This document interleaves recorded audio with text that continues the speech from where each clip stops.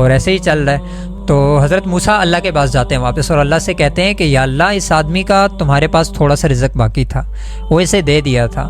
وہ بھی اس نے کچھ کھایا اور کچھ لوگوں میں بانٹ دیا تھا، لیکن اب صورتحال یہ ہے کہ وہ لنگر بانٹ رہا ہے، کھانے تقسیم کر رہا ہے، لوگ آ رہے ہیں کھا رہے ہیں، اور اس کے گھر سے یہ کھانے کا ایک سسٹم چل رہا ہے، تو یہ کیسے ہوا؟ تو اللہ رب العزت نے فرمایا کہ موسیٰ اس نے میرے ساتھ تجارت شروع کر دیا ہے۔ موسیٰ علیہ السلام فرمانے لگے کہ یا اللہ آپ کے ساتھ تجارت کیسے اس نے شروع کی؟ تو اللہ رب العزت فرمانے لگے کہ موسیٰ اس نے کچھ کھانا جو لے کے گیا تھا یہاں سے، تو اس کا کچھ حصہ تو اپنے لیے اس نے استعمال کیا، اب جو کچھ باقی رہ گیا تھا اس کے حصے میں، جو باقی اس کے حصے کے لیے ہی تھا لیکن وہ اس کے پاس باقی رہ گیا تھا، تو وہ اس نے میرے رستے میں صدقہ کر دیا۔ اب جب اس نے میرے رستے میں دے دیا، صدقہ کر دیا، تو اب یہ میرا بھی اصول ہے، میرا بھی یہ ضابطہ ہے کہ جب کوئی بندہ مجھے دے دیتا ہے، جو مجھے میرے لیے صدقہ کر دیتا ہے، تو پھر میں اس کے رزق کو کبھی ختم نہیں کر سکتا۔ اب جو اس نے مجھے رزق دیا ہے اس سے کئی گنا زیادہ میرا یہ اصول ہے، میرا یہ ضابطہ ہے کہ میں وہ رزق آگے واپس لوٹا کے اس کو دیتا ہوں۔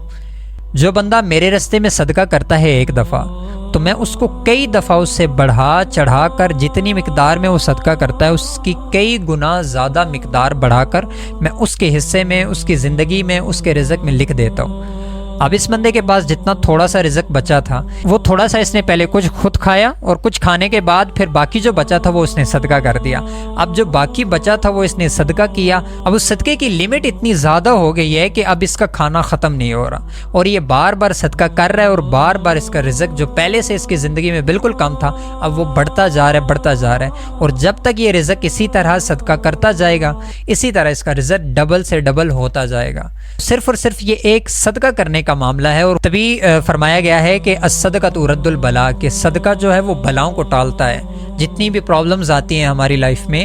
کسی طرح کی بھی کوئی ایسی مشکل آتی ہے جس کی وجہ سے ہم مشکل میں پڑ جاتے ہیں، تو حضور اکرم صلی اللہ علیہ وسلم نے بھی فرمایا ہے کہ یہ صدقہ ایسی چیز ہے جو بلاؤں کو، جو مصیبتوں کو، پریشانیوں کو ٹال دیتا ہے۔ اسی میں ایک پریشانی یہ بھی ہے رزق کی کمی، تو جب ہم صدقہ کرتے ہیں تو اللہ رب العزت جو ہے وہ صدقے کی وجہ سے ہمارے رزق کے اندر بھی اور زیادہ اضافہ کر دیتا ہے۔